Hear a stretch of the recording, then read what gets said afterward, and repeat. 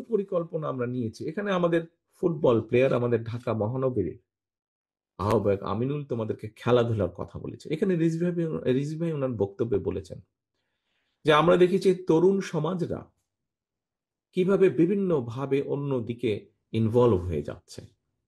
স্বাভাবিকভাবে মানুষ যখন ইয়াং থাকে তার শরীরে অনেক রকম অনেক এনার্জি থাকে। এই এনার্জিটা তো কোনো এক জায়গায় তো তাকে এটা এনার্জিটা তো খরচ করতে হবে।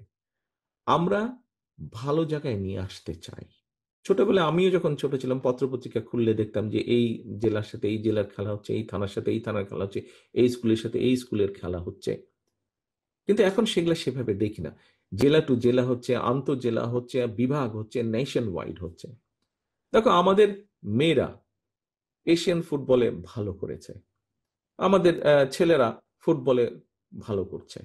তো আমরা যদি এইভাবে আমাদের দেশের তরুণদের মধ্যে থেকে, ছেলেদের মধ্যে থেকে, মেয়েদের মধ্যে থেকে বিভিন্ন স্পোর্টসের আমরা যেটা বলেছি আমরা নতুন কুড়ির সাথে তোমরা সবাই পরিচিত। নতুন কুড়ি একটা শব্দ অনুষ্ঠান। শহীদ জিয়ার সময় শুরু হয়েছিল।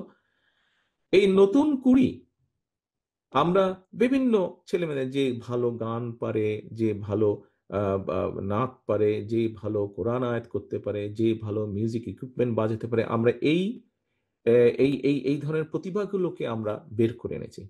আমরা ইনশাল্লাহ দেশ পরিচালনার সুযোগ পেলে আমরা যেটা করতে চাই সেটা হচ্ছে যে আমরা নতুন করি ক্রীড়াটা চালু করতে চাই।